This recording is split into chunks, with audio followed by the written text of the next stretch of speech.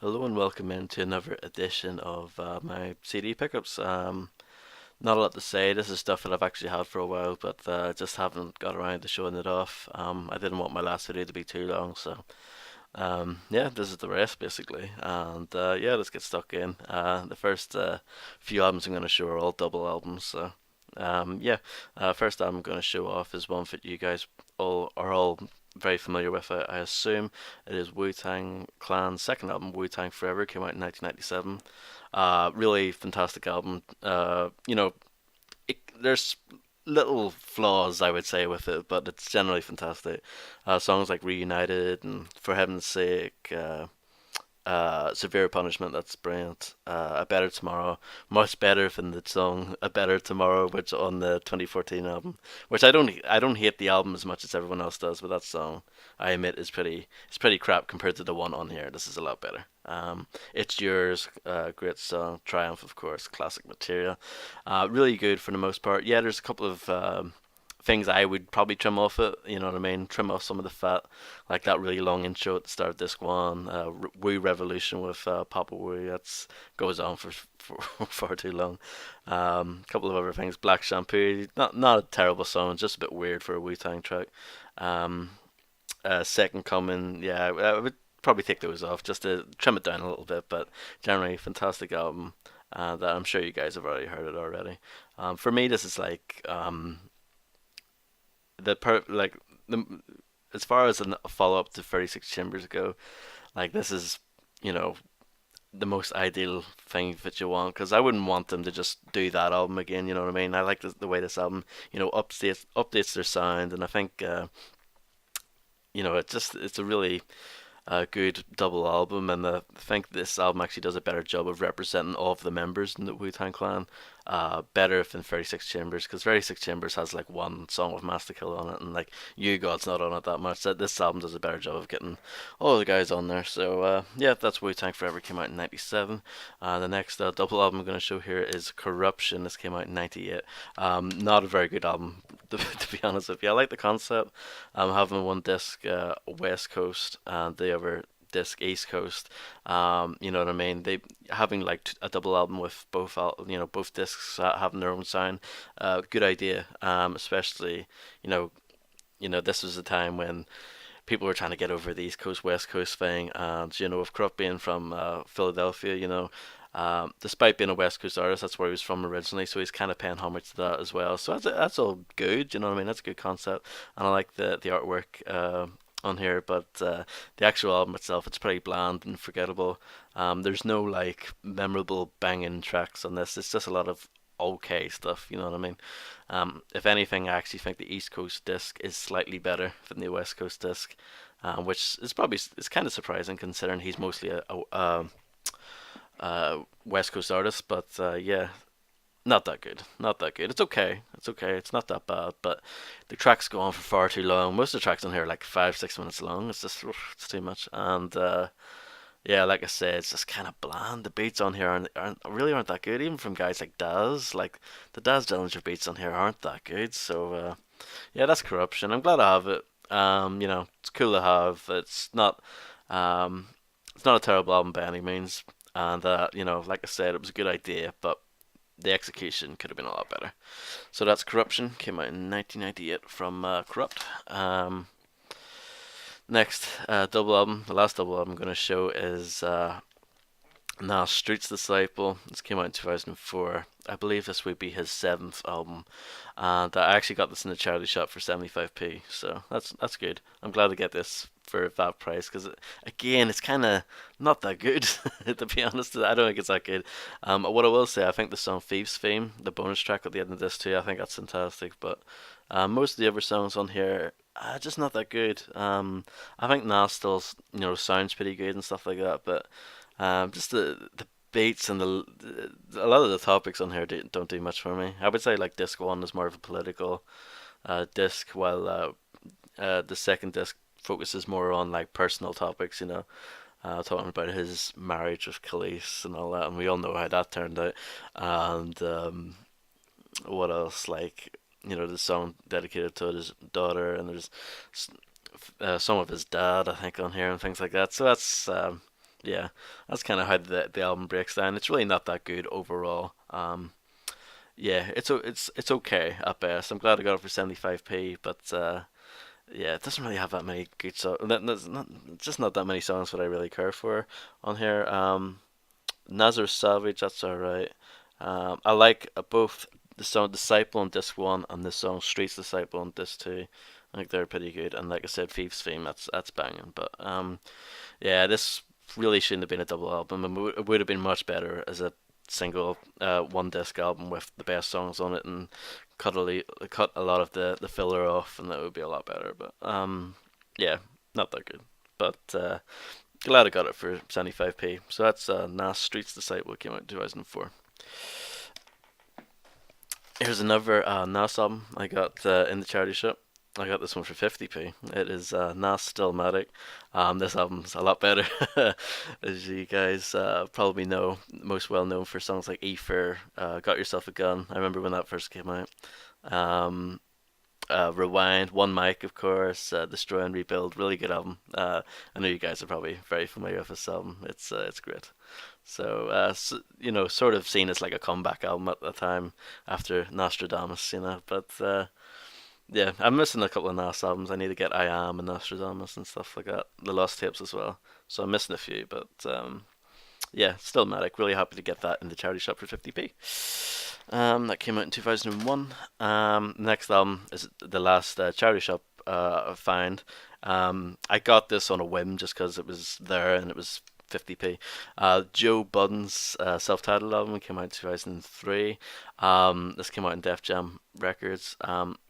This the song "Pump It Up" is the most well-known song from here, and I do remember it when it first came out.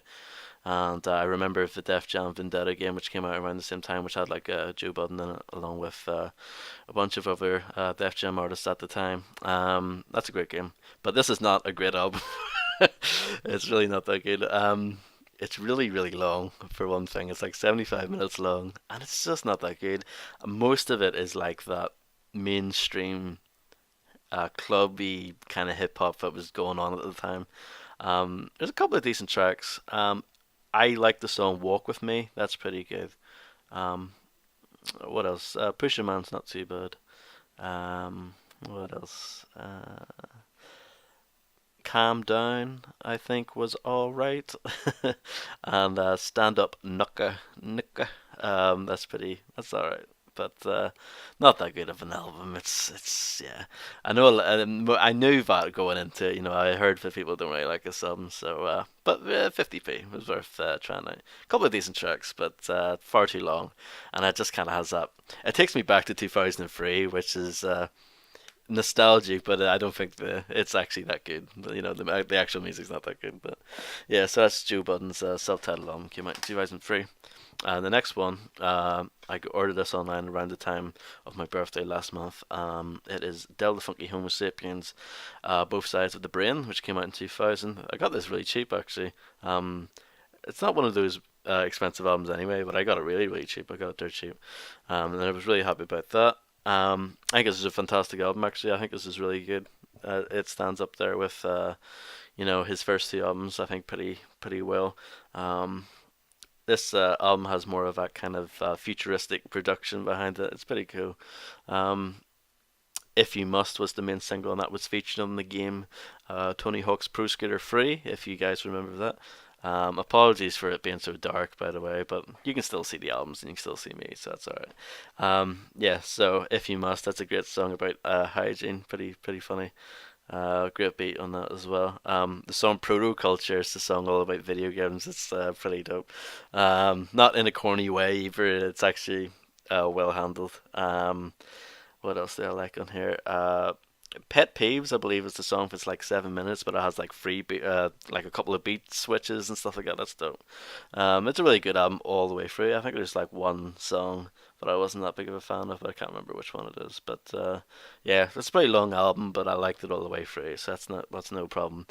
Del the Funky Homo Sapien, great MC, and these are banging beats, so you can't go wrong with that. I need to check out. I know everyone says this is not that good compared to Deltron 3030. You know that album, the first one which came out also in 2000. This album actually gets overshadowed quite a bit because of that, but I thought this was great anyway. So yeah, Delta Funky Homo Sapiens, Both Sides of the Brain. This is his fourth album. It came out in 2000. I would like to get Future Development, but that one's pretty rare. It's pretty hard to get. Yeah, so the next one is another album that I got really cheap, and it's a really good album. It is Keith Murray's "The Most Beautiful Thing in This World." I showed off Enigma in the last video. This came out in '94, by the way. I showed off Enigma, his second album, in my last video, and I think I said that I slightly prefer that album, but I might take that back actually because I think this is. Well, I don't know. See, I think Enigma is better overall, but there are two songs on here that I absolutely love. Let's see. Get the song "Get Lifted," the second single. I absolutely love that song, and the song after that, "How's That," featuring Eric Sermon and Redman. I love that song too. So those two songs are just like I don't know. And this is a really dope album anyway, but those two songs I don't know are just incredible. I love those songs. Um, but it's a really dope, consistent album all the way through. I think he's a lot of like a really good on the mic, and the beats are banging from Eric Sermon. I think Redman did some of the production on here as well, but it's just really, really good. And yeah, I'm not sure which album's better, this or Enigma. I need to listen to them more, but this is a really dope album anyway. Well worth checking out if you guys haven't already. That's Keith Murray's "The Most Beautifulest Thing in This World." It came out in '94. Really good stuff. This next one's something a bit different. The last two are something a bit different. I saw this when I was out shopping, like 3, 4 weeks ago now, and I usually avoid stuff like this because it's usually trash, but I did get this. It is The Legacy of Hip Hop West Coast, and it's one of those like compilations, and I usually avoid these because they're usually rubbish, and they usually have like just really, it's all like the big hits, you know what I mean? Like usually those hip hop compilations have like all the big songs that everyone knows, and it's the stuff that people like me probably already have. But um, I was quite surprised when I saw this because I saw on the front it says, it mentions guys like E40 and Above the Law and Spice One. I was like, this sounds pretty good. And then I looked on the back, and it's 3 discs of all West Coast stuff from the '90s, and it's pretty dope. I would actually recommend this to people that don't have a lot of West Coast hip hop because it's not all the obvious stuff for the most part. There's no Snoop or Dre or Ice Cube on here. It's slightly more I would say harder to find stuff because a lot of the songs on here are featured on albums that are out of print. For example, Above the Law's Black Superman and California from Uncle Sam's Curse. That's quite a hard album to get, but both of those songs are featured on here. Funk Dubious, Lost in Thought is on here. Mac Mall, Ghetto Stardom. That's not too hard to get. But there's a couple of remixes on here that are pretty cool. The Strap on the Side remix, which was on the Strap on the Side single, but like that's a quite rare single, so it's kind of interesting if they put the remix on here. There's a couple of other remixes. Compton's Most Wanted, Growing Up in the Hood, a big OG Hood Funky beat remix. So that's pretty cool. Second, the Nuns on here, DJ Quick, Too Short, E40, The Alcoholics, The Comrades. That's a pretty rare album. The first Comrades album. They're affiliated with Mac 10 for those who don't know. Yeah, a couple of other stuff. I think it's actually pretty good, and yeah, I didn't get it right away. I kind of turned it down when I first saw it, but when I thought about it later, I was like, I'll pick that up. Yeah, it's actually pretty good, and they have an East Coast one as well, which is a bit more it's a bit higher profile artists in there. I think it has like Wu-Tang and Nas and stuff like that on it. But yeah, and the booklet's pretty cool too because it actually shows like the album, or in some cases the single album cover inside next to like a little paragraph, explaining the song and stuff like that. That's pretty cool. And yeah, it's getting really dark in here. I apologize. But I'm nearly done. I'm just standing up to get some extra light onto me here. There we go. That's better. Yeah, so it's actually not too bad. I sort of recommend it. Like I said, if you've got like all of this stuff, then it's not worth getting. But um, yeah, look into it. It's actually not that bad. I was pleasantly surprised by the artists and stuff like that that are on here. It's the very best from Loud Records, Zomba, Jive, Columbia, Epic, Arista, Profile, RCA, and Relative. Relativity, I think that is, yeah. So yeah, pretty cool. Check it out. You know what I mean? It's actually pretty good. And then the last one is again something a bit different for me. I knew who these guys were for a long time, but I did check them out recently, and I actually enjoyed this album quite a bit. I also bought this when I was out shopping. So it is Jurassic 5's third album, Power and Numbers. This came out in 2002. Pretty dope album actually. I like the reason why I checked this album out instead of one of their other ones was because of the song "What's Golden." I think that's a really banging song. But I enjoyed this album overall. "Day at the Races" with Big Daddy Kane. That's a dope song. "Freedom."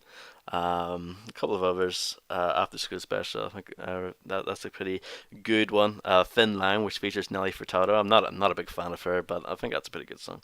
There's plenty of good stuff on here. I actually think it's a dope album. So what can I say?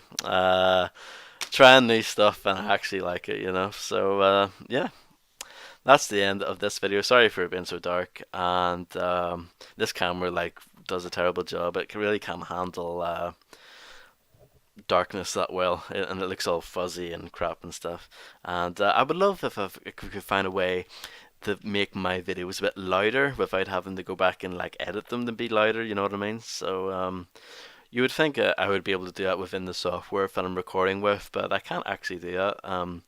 I've got all these other dumb things that I can do. Like I can say, "Merry Christmas" and put, snowmen on the screen, and I can do this, and that's great. But like, why can't I just, increase the volume? It's pretty stupid. But yeah, this will probably be the last video that I do before Christmas. So yeah, happy Christmas and happy holidays to those who don't celebrate Christmas. All the different, you know, celebrations going on around that time. I might squeeze in a review between then, but probably not. So yeah, and I'll be back, sometime after Christmas to show some of the stuff that I've got. And yeah, that's about it, really. And I want to say thank you to everyone who subscribed to me, all the people that have supported me for nearly a year. I've been on here for nearly a year now. Uh, I've got over 100 subscribers, so I'm really happy about that. Um, yeah, I don't have anything planned. Like I'm not like celebrating that. It didn't break out the champagne or anything when I brought when I broke 100 subscribers. But I mean, if anyone, like I could do a Q&A if someone wants me to do one, I'll do one. But if only if there's demand, you know what I mean. I'm not gonna waste time making I'm doing a Q&A video and then no one cares, you know. So if you guys want that, I'll happily do one. But until then, I hope you guys have a great holiday season. And thanks for everyone who supported me over the year. It's been great. So thank you. And I'll see you guys next time.